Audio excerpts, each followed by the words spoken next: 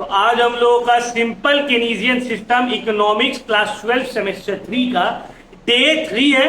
Simple Keynesian system का already हम लोग 2 क्लास कर चुके हैं, डे 1 और डे 2। और डे 3 में हम आप लोगों को बोले थे कि हम पब्लिक फाइनेंस से स्टार्ट करेंगे। तो चलिए स्टार्ट करते हैं पब्लिक फाइनेंस से पढ़ाना आप लोगों को। तो सबसे पहले पब्लिक फाइनेंस का मतलब क्या है, मीनिंग क्या है। Public finance studies the role of the government in the economy. It deals with how the government collects revenue, incurs expenses and maintains economic stability while promoting growth and welfare. क्या मतलब है इसका, देखो public finance का मतलब होता है, ध्यान समझो, पब्लिक फाइनेंस का मतलब होता है कि कैसे करके गवर्नमेंट, पब्लिक फाइनेंस का मतलब होता है कि कैसे करके गवर्नमेंट टैक्स कलेक्ट करता है, पैसा खर्च करता है और मेंटेन करता है इकोनॉमिक स्टेबिलिटी को, मेंटेन करता है इकोनॉमिक स्टेबिलिटी को व्हाइल ग्रोइंग द इकोनॉमी। इसी को पूरा प्रोसेस को हम लोग क्या बोलते हैं, पब्लिक फाइनेंस। तो public finance is the study of governments revenue and expenditure. Government खर्च कैसे करता है और पैसा कहां से आता है उसके पास। अब रोल ऑफ द गवर्नमेंट यहां पे पब्लिक फाइनेंस में 3 पार्ट में क्लासिफाई किया गया है। कौन सा 3 पार्ट है, पहला है use efficient use of resources to achieve maximum benefit for the society. सबसे पहला जो इंपॉर्टेंट रोल रहता है वो है रिसोर्स को बेस्ट वे में यूटिलाइज करना, ताकि सबसे अच्छे तरीके से सोसाइटी बेनिफिट कर पाए। ठीक है, समझ में आया। Next, equitable distribution of income among citizens giving priority to weaker sections। लोगों तक इनकम कैसे इक्वली डिस्ट्रीब्यूट हो और weaker sections of the society है, जो गरीब है, जिसका अर्निंग कम है, वो लोग के ऊपर ध्यान दिए। तीसरा, maintaining economic stability in the country. Country में इकोनॉमिक स्टेबिलिटी कैसे करके मेंटेन करना है। ये तीनों ही को हम लोग क्या बोलते हैं, रोल ऑफ द गवर्नमेंट। ठीक, components of public finance. Public finance का क्या क्या कंपोनेंट्स हैं, क्या क्या इंपॉर्टेंट पार्ट्स है उसका। पहला रहता है बजट फॉर्मेशन। पहले तो गवर्नमेंट प्लान करेगा इनकम और एक्सपेंडिचर का फॉर्मेशन, बजट को प्लान करेगा। फिर आता है टैक्स कलेक्शन, टैक्स को कलेक्ट करेगा। एंड देन आता है पब्लिक डेब्ट, बोरिंग फॉर डेवलपमेंटल एक्टिविटीज। कर्ज लेगा, क्यों लेगा कर्ज, डेवलपमेंटल एक्टिविटीज के लिए। अब ममता बनर्जी देती थी लक्ष्मी भंडार, अभी ये शुभेंदु अधिकारी दे रहा है अन्नपूर्णा भंडार। ये सब पैसा कहां से आ गया, सब डेब्ट का पैसा, उधारी लिया हुआ पैसा। समझ में आ रहा है।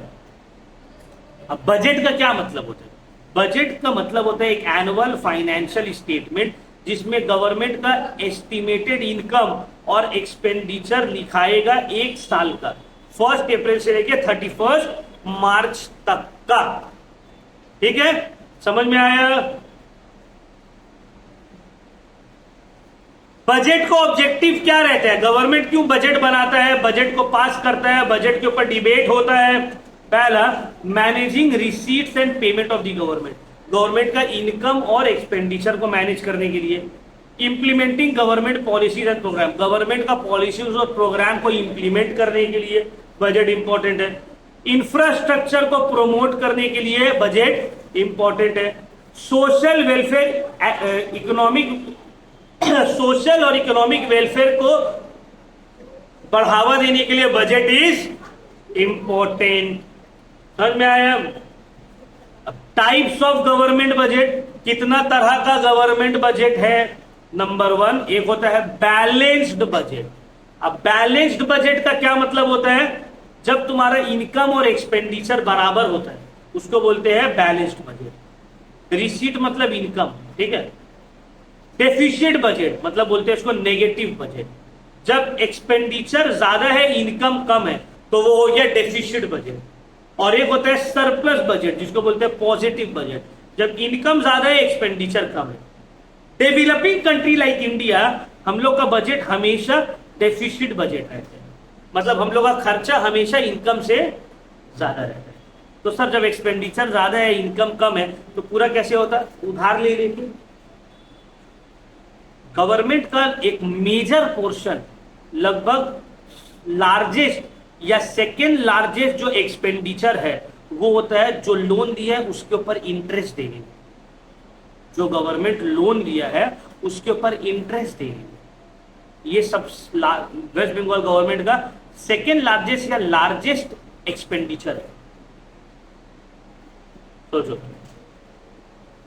तीन टाइप ऑफ बजट समझ में आ गया। अब फंक्शन ऑफ गवर्नमेंट बजट, सबसे पहले रिसोर्सेज को एलोकेट करना, एजुकेशन, डिफेंस, हेल्थ केयर में, इकोनॉमी की स्टेबिलिटी प्रमोट करना, इनइक्वालिटी, इनकम को रिड्यूस करना, टैक्सेशन को सही से डिस्ट्रीब्यूट करना लोगों तक, इकोनॉमिक ग्रोथ और डेवलपमेंट की तरफ कंट्री को बढ़ाना। कंपोनेंट्स ऑफ गवर्नमेंट बजट का क्लासिफिकेशन अगर किया जाए, गवर्नमेंट बजट को क्लासिफाई किया जाए तो कितना पार्ट्स में और कैसे कैसे क्लासिफाई होगा? पहला होता है रेवेन्यू अकाउंट, दूसरा होता है उसमें कैपिटल अकाउंट, ठीक है, revenue account and capital account. देखो रेवेन्यू, देखो ये मान लो है गवर्नमेंट बजट,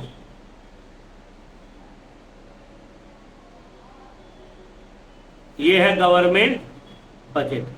अब इसका दो पार्ट रहेगा, एक रहेगा रेवेन्यू और दूसरा रहेगा कैपिटल, ठीक है ना, रेवेन्यू और कैपिटल। अब इसका भी दो रहेगा, रेवेन्यू का एक रहेगा income side, expenditure side, capital का भी एक रहेगा इनकम साइड और दूसरा रहेगा एक्सपेंडिचर साइड। समझ लो भाई, बजट को दो पार्ट में क्लासिफाई किया गया, रेवेन्यू और कैपिटल। अब रेवेन्यू का एक्सपेंडिचर और इनकम है, कैपिटल का एक्सपेंडिचर और इनकम है। अब सबसे पहले समझना है कि रेवेन्यू का मतलब क्या होता है। रेवेन्यू अकाउंट का मतलब होता है जो डे टू डे इनकम और एक्सपेंसेस है, जो रेकरिंग इनकम और एक्सपेंसेस है, उसको बोलते हैं, वो रेवेन्यू अकाउंट में आएगा। और जो कोई एसेट बेचकर या खरीद कर इनकम और एक्सपेंसेस जनरेट होता है उसको बोलते हैं कैपिटल एक्सपेंडिचर। मतलब revenue income, revenue expenditure, capital expenditure जो होता है ना, उसी तरह से। अब रेवेन्यू इनकम मतलब जो रेकरिंग है, बार बार गवर्नमेंट के पास आएगा और जिसको अर्न करने के लिए गवर्नमेंट को कुछ बेचना नहीं पड़ता है, जैसे कि टैक्स और non taxes income, profit, dividend, interest from government companies. Government tax ले रहा है, गवर्नमेंट फीस ले रहा है, गवर्नमेंट फाइन्स कलेक्ट कर रहा है, गवर्नमेंट कंपनी से प्रॉफिट आ रहा है उसके पास। ये सब के लिए कुछ भी गवर्नमेंट को सेल करना पड़ रहा है क्या? ये इनकम जनरेट करने के लिए क्या एसेट बेचना पड़ रहा है? क्या लाइबिलिटी लेना पड़ रहा है? नहीं, ये बोलेंगे रेवेन्यू इनकम। रेवेन्यू एक्सपेंडिचर का मतलब होता है वो एक्सपेंडिचर जो day to day activities maintain करने में जाता है, मतलब वो खर्च जिसमें कोई एसेट नहीं बन रहा है। सैलरीज दे रहे हैं गवर्नमेंट स्टाफ को, पेंशन्स दे रहे हैं, इंटरेस्ट पे कर रहे हैं, ये सब हो गया रेवेन्यू एक्सपेंडिचर, जो जिससे कोई एसेट क्रिएट नहीं हो रहा, ना ही लाइबिलिटीज घट रहा है।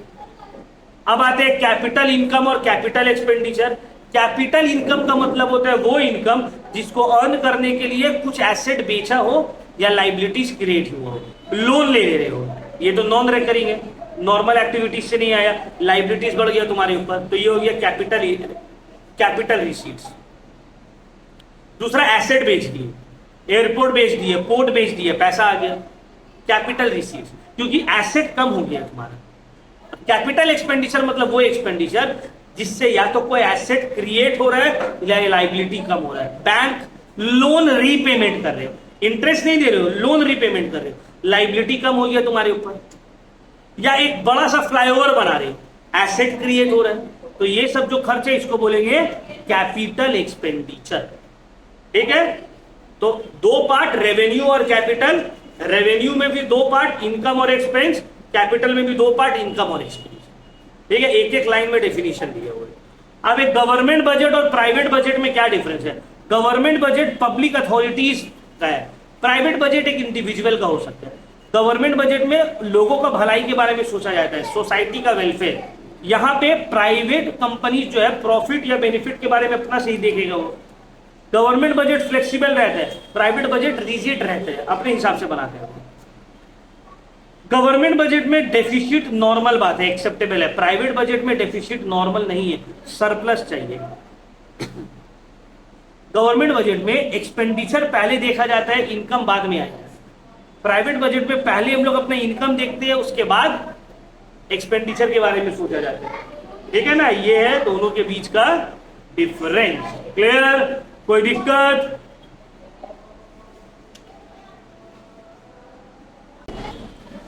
तो चलो आज हम लोग अब हम लोग स्टार्ट करेंगे टैक्स। अब देखो ये टैक्स वाला जो पोर्शन है, ये जो टैक्स वाला पोर्शन है, ये कॉमर्स का जितना स्टूडेंट है वो लोग को तो पता है ऑलरेडी, तुम लोग क्लास 11 में पढ़े, 12 में पढ़े, तुम लोग एक सेपरेट सब्जेक्ट है टैक्स।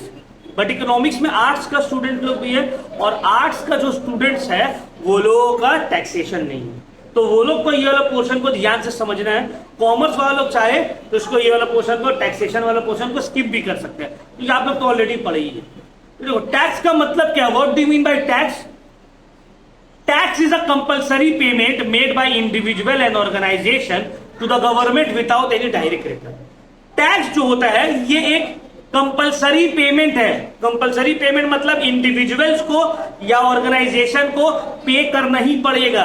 ये नहीं बोल सकते कि दिल होगा तो देंगे, नहीं दिल होगा तो नहीं देंगे। नहीं भाई, ये डोनेशन नहीं है, ये चैरिटी नहीं है, ये ऑब्लिगेशन है, आपका पे करना ही पड़ेगा। तो टैक्स एक कंपल्सरी पेमेंट है। कौन करता है? गवर्नमेंट में रहने वाले, कंट्री में रहने वाले इंडिविजुअल्स और ऑर्गेनाइजेशंस। किसको करेंगे? कंट्री के गवर्नमेंट को करेंगे। किसको करेंगे? कंट्री के गवर्नमेंट को करेंगे, जिसके बदले में उन लोगों को डायरेक्ट कुछ बेनिफिट नहीं मिलेगा। हाँ, आपका टैक्स का पैसा से रोड बनेगा, आपका टैक्स का पैसा से पार्क्स बनेगा, हॉस्पिटल, स्कूल्स बनेगा, लेकिन वो जनरल लोगों के लिए भी ओपन रहेगा, अवेलेबल रहेगा। ऐसा नहीं है कि भाई टैक्स हम दिया है, कि जो रोड बना है मोहल्ला का, इसमें सिर्फ हम चलेंगे, जो जो टैक्स नहीं दिया है वो लोग सब जो है वो कच्चा रोड से जाएगा। हम टैक्स दिया है तो गवर्नमेंट हॉस्पिटल में हम जब जाएंगे इलाज करवाने तो एकदम डॉक्टर मेरे आगे पीछे आ जाएगा, और जो टैक्स नहीं दिया है वो लोग के लिए कुछ नहीं होगा। ये सब चीज नहीं है। ठीक है, आप टैक्स दिए हो लेकिन आपको डायरेक्ट कोई बेनिफिट मिलने वाला नहीं। अब टैक्सेस दो टाइप का होता है, एक होता है डायरेक्ट टैक्स, दूसरा होता है इनडायरेक्ट टैक्स। अब देखो डायरेक्ट टैक्स और इनडायरेक्ट टैक्स का मतलब क्या होता है? डायरेक्ट टैक्स का मतलब होता है वो टैक्स जो जिस इंसान के ऊपर इम्पोज्ड होता है उसी को उसका बर्डन झेलना पड़ता है। मतलब मान लो इनकम टैक्स मेरे इनकम के ऊपर लगा, किसके ऊपर लगा? मेरे इनकम के ऊपर लगा है, और पे भी कौन करेंगे? हम ही को करना पड़ेगा। मेरे ऊपर इंपोज हुआ है और हम ही उसका भार उठा रहे हैं, ये हो जाता है डायरेक्ट टैक्स। फिर एक होता है इनडायरेक्ट टैक्स। अब इनडायरेक्ट टैक्स का क्या मतलब है, ध्यान से समझो। देखो इनडायरेक्ट टैक्स का मतलब होता है कि इंसिडेंस ऑफ टैक्स किसी और के ऊपर है, इंपैक्ट ऑफ टैक्स किसी और के ऊपर है। मतलब इनिशियली उस टैक्स को कोई और दे रहा है, लेकिन उसका जो बोझ है वो बाद में शिफ्ट कर जा रहा है किसी और के ऊपर। अब हम एग्जांपल से तुम लोग को समझाते हैं। मान लो ये वॉलेट है, हम एक दुकानदार है, ये वॉलेट खरीद के लाए, 500 रुपए का ये वॉलेट खरीद के लाए, इसके ऊपर 50 रुपए जीएसटी दिए। जब ये हम अपने शॉप में लाएंगे और जब हम कोई कस्टमर को बेचेंगे तो हम बोलेंगे भाई ये 500 का ये वॉलेट जो है 800 रुपया का है और इसके ऊपर आपको 50 रुपए जीएसटी देना पड़ेगा। अब वो हमको 850 रुपए देगा, 50 रुपए जो जीएसटी हम दिए थे वो हमको वापस मिल गया। तो इनिशियली तो जीएसटी दुकानदार दिया है, लेकिन फाइनली उसका बर्डन कस्टमर के ऊपर पड़ गया। इसको बोलते हैं इनडायरेक्ट टैक्स। क्या बोलते हैं? Indirect tax. डायरेक्ट टैक्स का बर्डन शिफ्ट नहीं किया जा सकता, इनडायरेक्ट टैक्स का बर्डन को आप शिफ्ट कर सकते हैं। Direct tax example property tax, income tax. भाई मेरा बिल्डिंग है तो हम ना टैक्स देंगे, और इनडायरेक्ट का जीएसटी, एक्साइज, ये सब। ठीक है,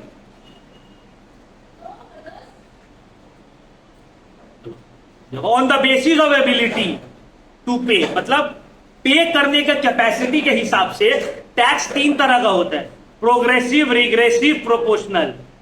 ठीक है, डिग्रेसिव भी आता है इसमें, बट चलो ठीक ही, 3 ही है। प्रोग्रेसिव टैक्स का मतलब होता है टैक्स रेट इंक्रीज होगा जैसे जैसे इनकम इंक्रीज होगा। इंडिया में यही वाला है प्रोग्रेसिव टैक्स।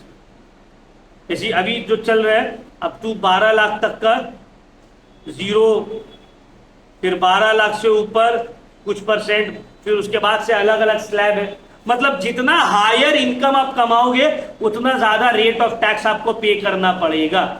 समझ में आ रहा है बात? क्लियर हो रहा है? मतलब जैसे जैसे आपका इनकम बढ़ेगा रेट ऑफ टैक्स बढ़ेगा। फॉर एग्जाम्पल लेके मान लो बोल दिया 0 से 5 लाख तक का नील टैक्स मत दीजिए, 5 से 10 लाख तक का 10% टैक्स दीजिए, 10 से 15 लाख तक का 20% टैक्स दीजिए, 15 लाख से अबव 30% टैक्स दीजिए। ये हो गया प्रोग्रेसिव टैक्स। जैसे जैसे इनकम बढ़ रहा है रेट ऑफ टैक्सेशन भी क्या हो रहा है? बढ़ रहा। Higher income higher tax rate. दूसरा होता है रिग्रेसिव टैक्स, इसी का उल्टा। Tax rate decreases as the income increases. जितना कम कमाओ, मतलब इनकम कम है तो टैक्स रेट ज्यादा है। 0 से 5 लाख तक का बोल दिया 30%, 5 से 10 लाख तक का 20%, 10 से 15 लाख तक का 10%, 15 लाख से ऊपर का नो टैक्स नहीं। ये हो गया रिग्रेसिव टैक्स। यहां पे अमीर लोग के ऊपर टैक्स ज्यादा होता है, इसमें गरीब के ऊपर टैक्स ज्यादा होता है। तो कोई भी कंट्री इस तरह का टैक्सेशन तो रखेगा नहीं। ये तो डेमोक्रेसी में ये तो है, कोई उसको चुनेगा कोई आदमी नहीं। फिर आता है proportional tax. Same rate of tax for all income group, flat rate. जितना भी कमाओ 20% देने हो, 1 लाख कमाओ या 1 करोड़ कमाओ 20% देना पड़ेगा। यहां पे रेट ऑफ टैक्स चेंज नहीं होता, इसको बोलते हैं प्रोपोर्शनल टैक्स। क्या बोलते हैं? तो प्रोग्रेसिव में इनकम बढ़ रहा है तो टैक्स का रेट भी, डिग्रेसिव में इनकम बढ़ रहा है तो टैक्स का रेट, और प्रोपोर्शनल में इनकम बढ़े या घटे टैक्स का रेट क्या है? फिक्स्ड। समझ में आ गया? कैनन्स और प्रिंसिपल्स ऑफ टैक्सेशन, क्या मतलब है इसका? कैनन्स और principles of taxation. Adam Smith, जिसको बोलते हैं फादर ऑफ इकोनॉमिक्स, वो बोले कि एक अच्छा टैक्स सिस्टम अगर आपको रखना है तो ये सब फॉलोइंग पॉइंट्स आपके पास टैक्सेशन में इंक्लूड करना होगा। इसको बोलते हैं कैनन्स ऑफ टैक्सेशन। पहला है canon of equity. Tax system fair रहना चाहिए और देने के हैसियत के हिसाब से रहना चाहिए। टैक्स सिस्टम फेयर हो और पे करने का कैपेसिटी के हिसाब से, ठीक है। दूसरा बोला गया सर्टेनिटी, आपको पता हो कितना अमाउंट देना है, किस वक्त में देना है। एम्बिग्विटी नहीं रहनी चाहिए, कितना देना है, कैसे निकाले, कब दे। फिक्स टाइम फिक्स डेट, कब पे करना है, ठीक है। कन्वीनियंस, पे करना इजी और कन्वीनियंट हो। समझ में आ रहा बात? जब हम लोग कैलकाटा यूनिवर्सिटी में ना लाइब्रेरी से हम लोग बुक लेते थे, अगर तुम लेट कर दी ना तो पर डे का 2 रुपया करके 1 रुपया करके फाइन लगता था। तो हमको स्टार्टिंग में लगा था साला 1 रुपया फाइन है यार, 1 महीना बाद देंगे, 30 रुपया फाइन दे देंगे। फाइन देना तो 30 रुपया था, उसको पे करने में इतना हैरेसमेंट होता है। पहले ग्राउंड फ्लोर जाओ, वहां से जाके कार्ड बनवाओ, फिर ऊपर आओ, आके फॉर्म लो, फिर वो फॉर्म को सबमिट करके ऑनलाइन पेमेंट करो, फिर चालान को प्रिंट आउट करवा के लेके आओ, फिर उसको चालान को फॉर्म के साथ सबमिट करो, एचओडी से साइन करवाओ, फिर साइन करवा के आने के बाद फर्स्ट फ्लोर में स्टैम्प मरवाओ, फिर जाके ऊपर में लाइब्रेरियन को बुक के साथ वो पेपर दो, तब वो बुक सबमिट करो। तो बोले यार ऐसा सिस्टम गलत। उसके बाद से कभी कोई लेट किया ही नहीं, क्यों? पैसा भारी नहीं था, हैरेसमेंट हो जाता था।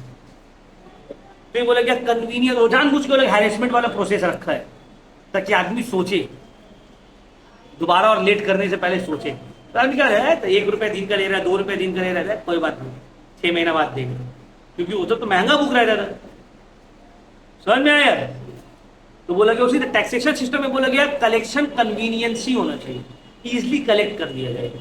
इकोनॉमी, कलेक्ट करने का खर्चा लो रहना चाहिए। ऐसा नहीं हो जाए कि हाथी से ज्यादा महंगा झुंझुना हो गया। फिर समझ में आ रहा है कि टैक्स कलेक्ट करना है। वो मूवी नहीं देखी चुप चुप के, बोले हम लोग का इन्वेस्टमेंट 30 लाख का था, 31 लाख का घाटा कैसी हो गया। वही बात है कि जितना आपका टैक्स कलेक्शन है, टैक्स कलेक्शन जो भी अमाउंट है आपका, उसको कलेक्ट करने का चार्जेस उससे कम होना चाहिए। समझ में आ रहा है बात? लो होना चाहिए। हम भाई 1 करोड़ रुपया टैक्स कलेक्ट कर रहे हैं और कलेक्ट करने में 2 करोड़ रुपया खर्च कर दिए, तो कौन सा बहादुरी हुई? तो बेवकूफी हो गया ना। और सिंप्लिसिटी रहना चाहिए, टैक्स से रिलेटेड लॉ सिंपल रहे ताकि लोग इजीली उसको समझ पाए, ट्रांसपेरेंट रहे, पब्लिक को ये लगे कि हाँ बहुत ट्रांसपेरेंट है, कोई चोरी बेईमानी यहां पे नहीं चल रहा है। Objective of tax policy, tax policy का क्या ऑब्जेक्टिव है, क्या रीजन है? पहला है इकोनॉमिक ग्रोथ प्रमोट करना, इनकम को रीडिस्ट्रीब्यूट करना, अमीर लोग से ज्यादा टैक्स लेते हैं, गरीब से कम, रीजनली डेवलप्ड हो, वो टैक्स का पैसा से बैकवर्ड एरिया में इन्वेस्टमेंट होगा, कंजम्पशन कंट्रोल में रहे, हायर टैक्सेशन लगता है लिक्विड, टोबैको, शराब के ऊपर बहुत हाई टैक्स लगता है, तभी भी देखो लाइन लगा के सब खरीद रहे हैं। सिगरेट के ऊपर बहुत हाई टैक्स रहता है, क्यों? ताकि उसका प्राइस बढ़े और लोग उसको कंजम्पशन कम करें। उसी तरह जो खाने पीने का सब्जी रहता है, चावल रहता है, आटा रहता है, ये सब के ऊपर रेट ऑफ टैक्सेशन बहुत कम रहता है। Why? What's the reason? The reason is because ये सब एसेंशियल गुड्स है। भाई गरीब आदमी भी तो खाता है ना, चावल, आटा, तेल, सब्जी, लेकिन अगर शराब गरीब आदमी पीता है, लेकिन वो तो जरूरी तो नहीं है कि इन्हें पीना जरूरी है। सब्जी खाना, चावल रोटी खाना तो जरूरी है, एसेंशियल सर्विसेज है, एसेंशियल गुड्स है, इसके ऊपर टैक्सेशन क्या रहना चाहिए? कम। लेकिन जो हार्मफुल प्रोडक्ट है, सिगरेट हो गया, टोबैको हो गया, अल्कोहल हो गया, उसके ऊपर टैक्सेशन बहुत हाई रहता है। इन्फ्लेशन को कंट्रोल करता है टैक्स, क्योंकि टैक्स क्या करता है, बहुत सारा बेकार प्रोडक्ट के ऊपर रेट ऑफ टैक्सेशन लगाने के बाद अमाउंट को बढ़ा देता है, उसका प्राइस को बढ़ा देता है और लोग कम खर्च करते हैं, कम मनी सप्लाई रहता है इकोनॉमी में, इन्फ्लेशन कंट्रोल में रहता है। बैलेंस ऑफ पेमेंट को करेक्ट करता है इंपोर्ट ड्यूटीज लगाकर, कि भाई तुम बाहर से मंगवाओगे अलग से इंपोर्ट ड्यूटी देना पड़ेगा, तो लोग कम मंगवाएगा। जैसे कि टेस्ला का कार का प्राइस 30-35 लाख है, इंडियंस अफोर्ड कर सकते हैं, लेकिन उसको अगर इंपोर्ट करवाए जाओगे तो 1 करोड़ रुपए पड़ जाएगा। तो आदमी बोल रहा है भाई 1 करोड़ रुपए का टेस्ला लेंगे, उससे अच्छा हम यहाँ पे टाटा का या महिंद्रा का कुछ नहीं ले लेंगे। अगर 30 लाख में मिलेगा तो आदमी खरीद लेगा, लेकिन गवर्नमेंट को पता है कि 30 लाख में आदमी खरीद लेगा, उसके ऊपर 200% टैक्स लगा दो। समझ में आ रहा है बात? अब आते हैं मल्टीप्लायर। मल्टीप्लायर का कॉन्सेप्ट जो है J.M. कीन्स ये दिया था, ठीक है। ये बोलता है कैसे ऑटोनोमस एक्सपेंडिचर एक मल्टीपल चेंज लाता है नेशनल इनकम में। अब अलग अलग टाइप ऑफ मल्टीप्लायर के बारे में बात किया, ये investment multiplier, government expenditure multiplier, tax multiplier, balanced budget multiplier. ये बोल रहा है इन्वेस्टमेंट मल्टीप्लायर में, इन्वेस्टमेंट मल्टीप्लायर का मतलब होता है कि इन्वेस्टमेंट में चेंज होने की वजह से नेशनल इनकम में कितना चेंजेस आता है, इसको ही बोला जाता है investment multiplier. According to Keynes, initial increase in investment does not increase income only by the same amount. Instead, it leads to a larger increase in total income. इसको ही बोला जाता है इन्वेस्टमेंट मल्टीप्लायर। इसका देखो दो फॉर्मूला है, एक है change in income by change in investment, या फिर 1 by MPS, 1 by marginal propensity to consume. यह है formula investment multiplier. Investment multiplier को हम लोग के से डिनोट करते हैं, इन्वेस्टमेंट मल्टीप्लायर को हम लोग के से डिनोट करते हैं। इसका मतलब होता है इन्वेस्टमेंट में चेंजेस आने की वजह से नेशनल इनकम कितना टाइम्स मल्टीप्लाई होगा।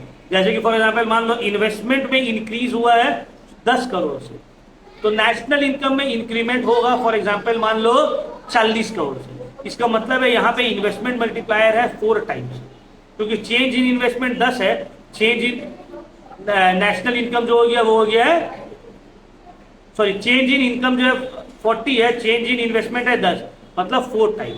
इसका मतलब है आप जितना भी इन्वेस्ट किए उसका 4 गुना ज्यादा बड़ा है इनकम। अब यहां पे देखो एग्जाम्पल में भी दिया है इन्वेस्टमेंट मल्टीप्लायर के चेंज इन नेशनल इनकम और चेंज इन इन्वेस्टमेंट। एक गवर्नमेंट जो है प्राइवेट सेक्टर इन्वेस्टमेंट किया है 100 करोड़, ये हो गया चेंज इन इन्वेस्टमेंट 100 करोड़, जिसके वजह से इनकम जो है पीपल 80% ऑफ देयर इनकम खर्च करने लगा। मतलब 100 करोड़ का इन्वेस्टमेंट हुआ है तो लोग 80% इन्वेस्टमेंट जो है अपना कंजम्पशन बढ़ा दिए। अब इसका मतलब है एक 100 करोड़ का 80% हो गया, 80 करोड़ जो है कंजम्पशन बढ़ गया। ये 80 करोड़ जो कंजम्पशन बढ़ा है ये तो इनकम है लोगों के लिए, who again spend 80% and so on. तो हर राउंड में क्या होगा, ये बढ़ते रहेगा। क्या मतलब है उसका, देखो मेरे पास 100 रुपया है, हम क्या किया, वो 100 रुपया का बिस्किट खरीद। दुकानदार के पास 100 रुपया गया, दुकानदार वो 100 रुपया का क्या खरीदा, सब्जी खरीद लिया। सब्जी वाला के पास 100 रुपया गया, सब्जी वाला वो 100 रुपया का क्या खरीदा, दवाई खरीद लिया। मतलब एक आदमी के खर्च करने की वजह से कितना मल्टीपल टाइम्स जो है इनकम लोगों का इंक्रीज हो। इसी को बोलते हैं इन्वेस्टमेंट मल्टीप्लायर। तो इन्वेस्टमेंट मल्टीप्लायर शो करता है कि small increase in investment generates a large increase in national income. लेकिन ये डिपेंड करता है लोगों का मार्जिनल प्रोपेंसिटी टू कंज्यूम। जितना ज्यादा लोग कंजम्पशन करेगा उतना ही ज्यादा जो है नेशनल इनकम बढ़ेगा।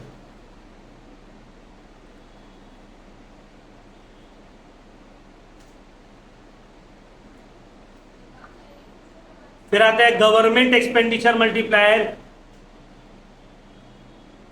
सेम फॉर्मूला 3 दे दिया। गवर्नमेंट एक्सपेंडिचर मल्टीप्लायर का मतलब होता है गवर्नमेंट जब अपना एक्सपेंडिचर को इंक्रीज करता है तो नेशनल इनकम कितना टाइम्स इंक्रीज होता है। गवर्नमेंट एक्सपेंडिचर मल्टीप्लायर का मतलब होता है गवर्नमेंट जब अपना खर्च को बढ़ाता है तो उसके वजह से नेशनल इनकम कितना टाइम्स बढ़ता है। इसको बोलते हैं गवर्नमेंट एक्सपेंडिचर मल्टीप्लायर। अब ये हेल्पफुल होता है ड्यूरिंग रिसेशन, जब मंदी चल रहा है तो गवर्नमेंट क्या करेगा, अपना एक्सपेंडिचर इंक्रीज कर देगा, ठीक है ना, ताकि लोगों के पास पैसा जाए। Next is tax multiplier.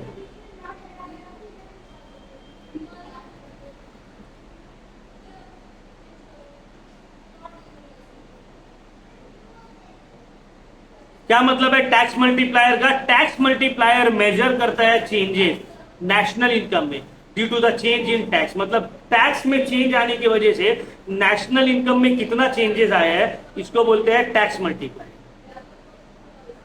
अब देखो जनरली क्या होता है, जब टैक्स बढ़ता है तो लोगों के पास पैसा कम रहेगा, कंजम्पशन फॉल करेगा, नेशनल इनकम कम हो जाएगा।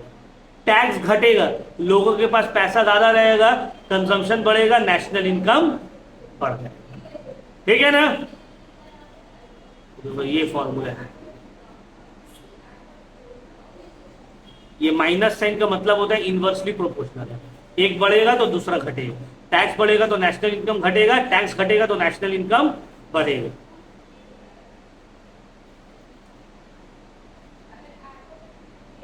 फिर आता है बैलेंस बजट मल्टीप्लायर। इसका मतलब होता है ऐसा सिचुएशन जहां पे गवर्नमेंट अपना एक्सपेंडिचर भी बढ़ा रहा है और टैक्स भी सेम अमाउंट से बढ़ा दे रहा है। मतलब गवर्नमेंट तुमको लक्ष्मी भंडार का या अन्नपूर्णा भंडार का 3,000 रुपया दे रहा है और वो 3,000 देने के लिए गवर्नमेंट टैक्स बढ़ा दिया, कहां से रहेगा पैसा। समझ में आ रहा बात, एक तरफ से तुमको 3,000 दे रहे हैं और दूसरी तरफ से टैक्स बढ़ा के वहां से वसूल कर देगा। तो इस केस में क्या होगा, according to Keynes even when government maintain a balance national income फिर भी बढ़ेगा। क्यों, क्योंकि 3,000 रुपए जिसको दे रहा है वो जनरली गरीब तबका से, वो तो खर्च करेगा। समझ में आ रहा है बात। और टैक्स जो बढ़ा है सर, टैक्स जो बढ़ा है उससे लोग फिर भी कंजम्पशन इंक्रीज करेगा। रीजन, क्योंकि तुम्हारे पास फ्री में पैसा आ गया, ट्रांसफर पेमेंट, तो खरीदोगे तो तुम फिर भी। गवर्नमेंट अगर टैक्स नहीं रिड्यूस ही रखे और पैसा भी ना दे तो लोग खरीदेगा, लेकिन अगर टैक्स भी बढ़ा दे रहा है और ये भी बढ़ा दिया ट्रांसफर पेमेंट भी, तो भी लोग खरीदेगा। तो जब लोग खरीद रहे हैं तो इकोनॉमिक एक्टिविटी तो चल ही रहा है। तो national income increase exactly same amount से जितना अमाउंट से टैक्स और गवर्नमेंट एक्सपेंडिचर बढ़ रहा है। तो फाइनल कंक्लूजन 4-5 पॉइंट आपको याद रखना है। पहला, investment and government expenditure multiplier का डायरेक्ट और स्ट्रॉन्ग इंपैक्ट है नेशनल इनकम में। मतलब अगर इन्वेस्टमेंट और एक्सपेंडिचर बढ़ेगा तो नेशनल इनकम भी बढ़ेगा। टैक्स का नेगेटिव इफेक्ट है, टैक्स बढ़ रहा है तो नेशनल इनकम क्या होगा, घटेगा। और बैलेंस्ड बजट मल्टीप्लायर का जो है वो स्टिमुलेट करता है इकोनॉमी को, मतलब बढ़ता तो है सेम अमाउंट से बढ़ेगा। तो higher marginal propensity to consume का मतलब है हायर मल्टीप्लायर इफेक्ट, मतलब वो कंट्री जहां पे कंजम्पशन हाई है वहां पे मल्टीप्लायर इफेक्ट ज्यादा होगा। तुमको अन्नपूर्णा भंडार का 3,000 मिला, तुम उसको चावल का डब्बा में डाल दिए, सेव कर रहे, बचा के रख रहे, कोई मल्टीप्लायर इफेक्ट नहीं आया। तुम खर्च कर दिए तब मल्टीप्लायर इफेक्ट है। समझ में आया? कोई दिक्कत? तो देखो ये 4 चीज है, फिर से शॉर्ट में एक्सप्लेन कर रहे हैं तुम लोगों को। 4 अलग अलग टाइप ऑफ मल्टीप्लायर है। मल्टीप्लायर का मतलब क्या होता है? मल्टीप्लायर का मतलब होता है कोई चीज को मल्टीप्लाई कर दे रहा है, बढ़ा दे रहा है, इंक्रीज कर दे रहा है, चेंजेस ला रहा है। जब इन्वेस्टमेंट और गवर्नमेंट अपना एक्सपेंडिचर, गवर्नमेंट का जो खर्च है, ये दोनों बढ़ेगा तो नेशनल इनकम भी बढ़ेगा। और कैसे बढ़ेगा? इन्वेस्टमेंट और एक्सपेंडिचर से ज्यादा तेजी से बढ़ेगा। गवर्नमेंट अगर 100 करोड़ अपने एक्सपेंडिचर बढ़ाया है तो नेशनल इनकम 200 करोड़ से बढ़ जाएगा। इन्वेस्टमेंट अगर 100 करोड़ से बढ़ा है तो नेशनल इनकम 200 करोड़ से बढ़ जाएगा। इसी को बोलते हैं मल्टीप्लायर इफेक्ट। इसी को क्या बोलते हैं? Multiplier effect. टैक्स में उल्टा है, गवर्नमेंट अगर टैक्स को 100 करोड़ से बढ़ाया है तो नेशनल इनकम 100 करोड़ से कम हो जाएगा, क्योंकि टैक्स बढ़ गया है। जाहिर सी बात है, तुमको 100 रुपए मिलता था, पहले हम 10 रुपए टैक्स लेते थे, अब हम 20 रुपए टैक्स लेंगे। तो अब तो तुम्हारे पास खर्च करने के लिए 80 रुपये है ना, तो हम 10 रुपए टैक्स बढ़ाए, नेशनल इनकम 10 रुपए से कम हो गया। क्योंकि पहले तुम्हारे पास खर्च करने के लिए 90 रुपया था, अब तुम खर्च करोगे 80 रुपये, तो तुम्हारा 10 रुपया खर्च करने का कैपेसिटी कम कर दी है ना। और बैलेंस बजट मल्टीप्लायर में इक्वल इफेक्ट होता है। 100 करोड़ से अगर गवर्नमेंट का एक्सपेंडिचर और टैक्स बढ़ा है तो नेशनल इनकम भी 100 करोड़ से ही बढ़ेगा, उससे ज्यादा नहीं बढ़ेगा। Equal effect. ये चारों को आपको याद रखना है, ठीक है। चैप्टर नंबर 2 टफ है, हमको पता है भाई, आधा को समझ में नहीं आएगा। आधा स्टूडेंट को चैप्टर नंबर 2 एक बार में समझ में नहीं आएगा, 2 बार में भी समझ में नहीं आएगा, 3 बार में भी नहीं आएगा, स्किप कर देगा। उतना टेंशन नहीं लेना है, सर पटकना नहीं है। बाकी रिमेनिंग 5 चैप्टर को सही से पढ़ना है। इसमें से कुछ इंपॉर्टेंट क्वेश्चन जो देंगे उसको कर लेंगे। 8 मार्क्स में से 5-6 तो आ ही जाएंगे, ठीक है ना। ये शॉर्टकट तरीका है, सबके लिए नहीं। जो जिसको टेंशन हो रहा है उसको हम बोल रहे हैं कि आज तेरा पढ़ लिया, सुन लिया, समझ ही में नहीं आ रहा है, लास्ट के लिए रखना। इसलिए ये चैप्टर को हम एंडिंग में करवाते हैं। इस बार तो फिर भी थोड़ा जल्दी करवा दिया। रिमेनिंग 5 चैप्टर है, उसके ऊपर फोकस करना। समझ में आया? एमसीक्यूज रहेगा, मार दोगे भट्टा, लगा लगा, नहीं लगा नहीं लगा, ऐसे कुछ क्वेश्चन हम लोग बता देंगे एग्जाम में क्या आने वाला है, तो वो सब तो लड़ ही जाएगा। बट ये चैप्टर टफ है। Chapter number 2 is the toughest chapter in the book, semester 3-4 मिला के। 4 में तो इकोनॉमिक्स उतना टफ नहीं है, 3 का इकोनॉमिक्स थोड़ा टफ है, ठीक है। कोई दिक्कत? तो यही तक हम लोग रखते हैं। नेक्स्ट क्लास में हम लोग कंटिन्यू करेंगे इसका एमसीक्यू से, थोड़ा बहुत एमसीक्यूज करेंगे, फिर मूव ऑन करेंगे नेक्स्ट चैप्टर। कोई डाउट होगा तो पूछ लेना भाई।